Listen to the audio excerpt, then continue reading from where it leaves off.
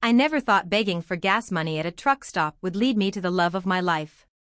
But there I was, standing in the rain at 2 a.m., my 4-year-old daughter sleeping in our broken-down car, when a stranger in work clothes changed everything with just 5 words, "How much do you need?" If stories about unexpected kindness touch your heart, you're going to want to see how this unfolds.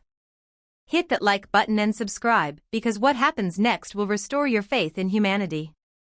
My name is Sarah, and 6 months ago, I was living what I thought was my perfect life.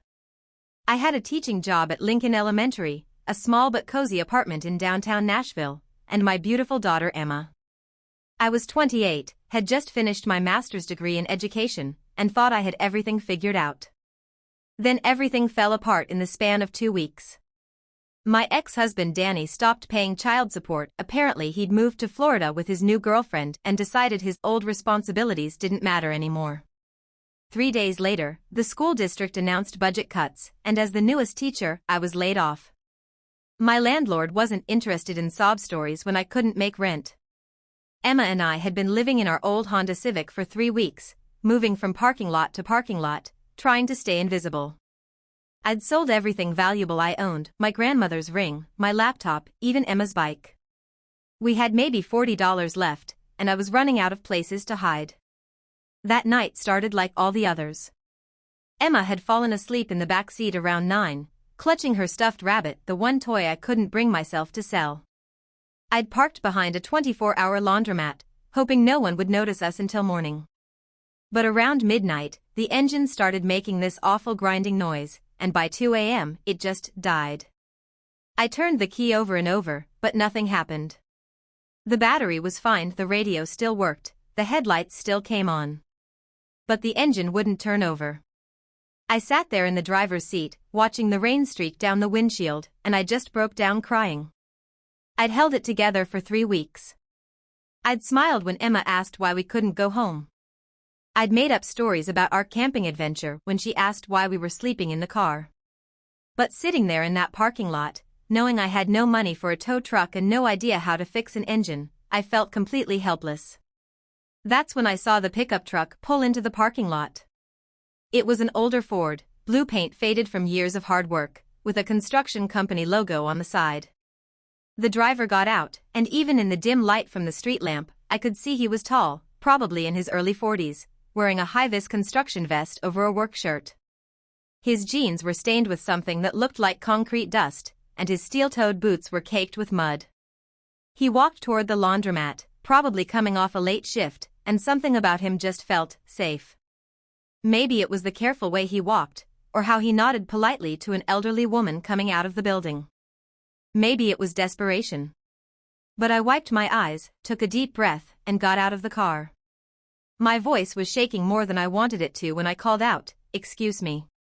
I'm really sorry to bother you, but my car broke down and I have my little girl with me. Could you maybe spare some gas money? Just enough to get to the next town?" He stopped walking and turned to look at me. Really look at me. His eyes were dark brown, kind but tired, like someone who'd seen his share of hard times. He glanced at my car, and I knew he could see Emma's small form curled up in the back seat. "How much do you need?" he asked quietly, and there was no judgment in his voice, no impatience. I'd expected him to maybe give me $5 or $10, enough to put some gas in the tank and hope we could make it somewhere else. Maybe 20?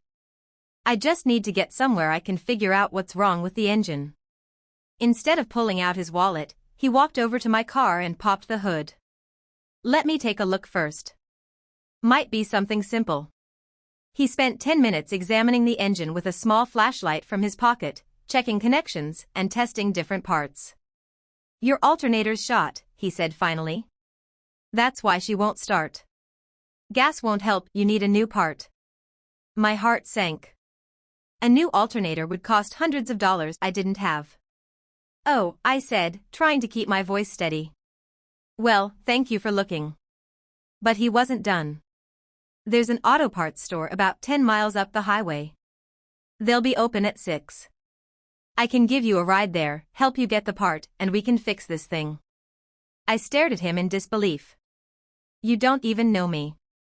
He shrugged with the casual confidence of someone who'd made up his mind. I know you're a mom trying to take care of her kid. That's enough. He introduced himself as Mike Rodriguez, and he wouldn't let me refuse his help. He drove us to an all-night diner first, where he bought Emma and me dinner, real food, not the gas station snacks we'd been living on. Emma woke up cranky and scared, but Mike was so gentle with her, asking about her stuffed rabbit and making her laugh with silly faces. His voice was soft and patient when he spoke to her. "What's your name, sweetheart?"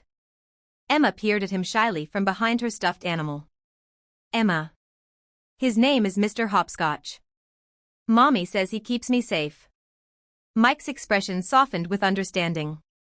"Mr. Hopscotch looks like a very good protector." When the parts store opened, Mike bought the alternator without letting me see the receipt. Then he spent 2 hours in the diner parking lot, lying on his back under my car in his good work clothes, installing the new part. His hands were scratched and dirty when he finished, and there was grease on his shirt. "Why are you doing this?" I asked as he wiped his hands on a rag. He was quiet for a long moment, his jaw tightening with old pain. "My sister went through something like this once. Her husband left her with 2 kids and no money. I was working out of state then, didn't know how bad it was until..." He trailed off. "Let's just say I wish someone had helped her the way you needed help tonight." When my car started up perfectly, I tried to give him the $40 I had left, but he refused. "You keep that for your little girl. Drive safely. Take care of each other." I thought that would be the end of it, one stranger's kindness on the worst night of my life. I was wrong. 3 days later, I found an envelope tucked under my windshield wiper at the Walmart parking lot where we'd been staying. Inside was a $100 bill and a note written in neat handwriting, "For Emma. No child should go hungry. Take care. M." I cried right there in the parking lot. Not from sadness this time, but from overwhelming gratitude. Someone cared enough to think about us after that night was over. The help kept coming, always quietly, always when we needed it most. Groceries would appear by our car: bread, peanut butter, juice boxes, things Emma would actually eat. A mechanic called and said someone had prepaid for an oil change and tire rotation. When Emma developed a fever one night and I was panicking about doctor bills, I found an envelope with enough cash for urgent care and medicine. I started getting suspicious about who my guardian angel might be. The handwriting on the notes was always the same, and there was something familiar about the way the person seemed to know exactly what we needed. When Emma got a small stuffed elephant to keep Mr. Hopscotch company, I knew it had to be someone who remembered our conversation that night. I finally figured it out when I started working at Mel's Diner on the outskirts of town.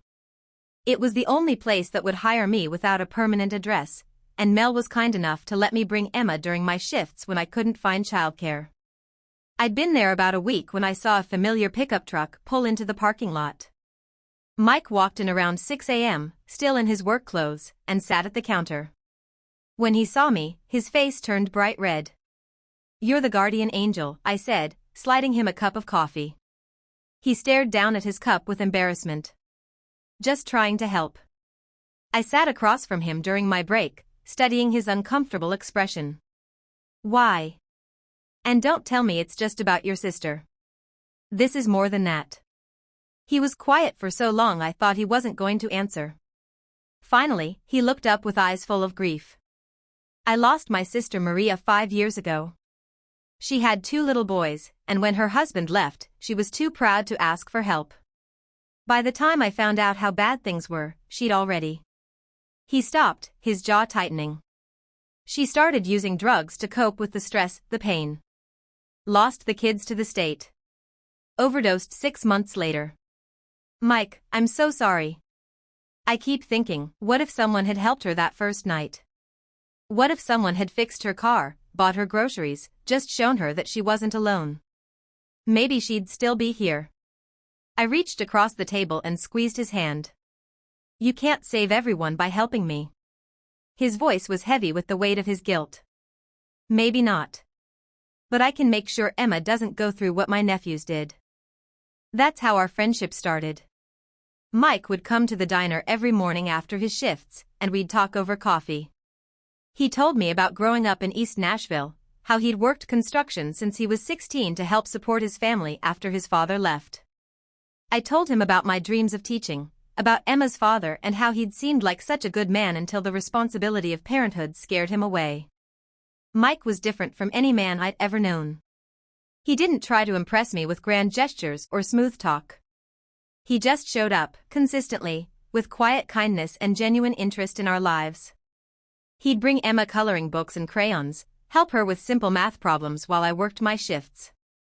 He never made me feel like a charity case. He treated us like friends, like family. "You know," I said one morning after he'd spent an hour helping Emma learn to tie her shoes, "you don't have to keep taking care of us. I'm getting back on my feet." He looked at me with an intensity that made my heart skip. "I'm not doing this because I have to, Sarah. I'm doing it because I want to. You and Emma, you've become important to me." That's when I realized I was falling in love with him. What I didn't know, what Mike had been carefully hiding, was that his small construction job was actually running his own company. The truth came out 3 weeks later when Emma got really sick. She'd been fighting a cold, but one night her fever spiked to 104 degrees.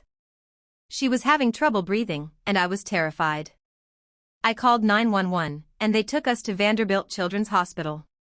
In the emergency room, they wanted to admit her for observation and run tests, but they also wanted a deposit, $5,000 up front. I sat in that sterile waiting room, holding Emma while she struggled to breathe, and called Mike sobbing. "I don't know what to do. They want money I don't have, and she's so sick." His voice was steady and reassuring through the phone. "I'm on my way. Don't worry about anything else."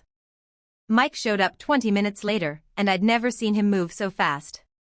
But it wasn't just his urgency that surprised me, it was the way the hospital staff treated him. The registration clerk knew him by name. The head nurse greeted him like an old friend. When he handed over his credit card for Emma's treatment, no one asked questions or ran authorizations. The doctor approached us with a warm smile of recognition. "Mr. Rodriguez, Emma's responding well to the breathing treatment. We'll keep her overnight for observation, but she should be fine to go home tomorrow." After Emma was settled in her room and finally sleeping peacefully, I confronted Mike in the hallway. "They all know you here." He ran a hand through his hair with obvious discomfort. "Sarah, the way they treated you wasn't how they treat some construction worker paying his friend's hospital bill. Who are you really?" He sighed and led me to a quiet corner of the waiting area. "I do run a construction company. Rodriguez Construction. We do commercial work, office buildings, hospitals, schools. This hospital, actually. I built the new pediatric wing." I stared at him in shock. "You're not just some guy with a pickup truck and a tool belt." He looked down at his hands, still stained with honest work. "No. I mean, I still work with my hands every day. I still get dirty on job sites. But the company, we have 40 employees, projects in 3 states. I'm not rich, but I'm comfortable. Why didn't you tell me?" His eyes met mine with vulnerability I'd never seen before. "Because, for the first time in years, someone was interested in me for who I am, not what I have. You liked Mike, the construction worker who helped you fix your car. You didn't care about Mike, the business owner who could write big checks." I felt like the ground was shifting under my feet. "So what, you've been slumming it with the poor single mom? Playing some kind of game?" "No," he said sharply, then lowered his voice when other people looked our way. "Sarah, no. Everything I've felt, everything we've built together, that's real. I was scared that if you knew about the money, you'd see me differently." "How?" "Like everyone else does. Like I'm a solution to your problems instead of someone you actually care about." I was quiet for a long time, processing this revelation. Finally, I said, "You should have trusted me enough to tell me the truth." His shoulders sagged with regret. "You're right. I'm sorry. Word got out about us anyway. Someone at the hospital took a photo of Mike and me in the waiting room, and by the next week, it was all over local social media. Local construction millionaire and his homeless girlfriend, the headlines made me sick. The judgment was immediate and harsh. At the diner, my coworkers whispered when they thought I couldn't hear. Always knew she was working an angle. Poor guy doesn't know what hit him. That little girl's probably not even sick, just playing up the sympathy. Emma started getting weird looks at the daycare center where I'd finally been able to enroll her. Other parents would stop talking when I walked in, then resume their conversations in whispers once I'd passed. The worst part was my own family. My mother, who hadn't spoken to me since I'd asked her for help when we first became homeless, called me 3 days after the story broke. Her voice dripped with sarcasm when I answered the phone. Well. I see you've found yourself a meal ticket. Mom, it's not like that. Oh please, Sarah. You always were the smartest one in the family. I have to admit, I'm impressed. Homelessness to millionaire's girlfriend in just a few months? That's quite the accomplishment. I love him, I said quietly. She laughed, actually laughed. Love. Right. Does he love you, or does he love the idea of playing savior to some poor victim? That conversation haunted me for days. I started questioning everything, my feelings for Mike, his feelings for me, whether any of it was real or just some twisted rescue fantasy. The pressure got worse when reporters started calling the diner, asking for interviews about the Cinderella story. Photographers showed up at Emma's daycare. Someone leaked our address at the motel where we'd been staying, and strangers would drive by slowly, taking pictures. Mike wanted to hire a security company, wanted to move us somewhere private, but I refused. I won't hide. And I won't let you turn this into some fairy tale rescue story. His voice was tight with frustration. Then what do you want me to do? I want you to let me handle this my own way. But I was cracking under the pressure. The constant scrutiny, the whispers, the assumption that I was some kind of con artist, it was wearing me down. Emma sensed my stress and started having nightmares again, clinging to me constantly. One night, after a particularly bad day where someone had confronted me in the grocery store, accusing me of using Mike, I made a decision I thought would protect everyone. I packed our few belongings, wrote Mike a letter explaining that I couldn't handle the attention and judgment, and left town with Emma. We made it as far as Knoxville before I realized I was making the biggest mistake of my life. I'd found a cheap motel and was sitting on the bed, watching Emma play with Mr. Hopscotch. When it hit me, I was running away from the best thing that had ever happened to us because I was scared of what other people thought. My phone had been ringing constantly since we left, but I'd been ignoring the calls. Finally, I listened to one of Mike's voicemails. His voice was rough with emotion over the phone. Sarah, I don't know where you are, but please come home. Please don't let other people's opinions destroy what we have. I love you. I love Emma. We can work through this together. I was crying by the time the message ended. Emma looked up from her toy and crawled over to me. Mommy sad? She asked in her little voice. Yeah, baby. Mommy's sad. Miss Mike? I nodded through my tears. Do you miss him too? Uh-huh. He's nice. He fixes things. Out of the mouths of babes.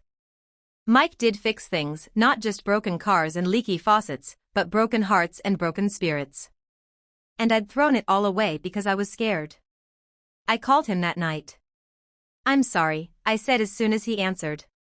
His relief was palpable through the phone. Where are you? Knoxville. Mike, I'm so sorry. I was scared and stupid, Anne. I'm coming to get you, he interrupted with determination. Text me the address. You don't have to. Yes, I do. Because I love you, and you're not going through this alone anymore. He drove 3 hours through the night to reach us. When he knocked on the motel room door at 2 a.m., I opened it to find him still in his work clothes, his hair messy from running his hands through it, his eyes red with exhaustion and worry. Don't ever do that again, he said, pulling me into his arms. I won't, I promised against his chest. I was scared that you'd realize you could do better, that you'd wake up one day and see me the way everyone else does. He pulled back to look at me with fierce intensity. How do I see you, Sarah? I shrugged helplessly. I don't know. A project.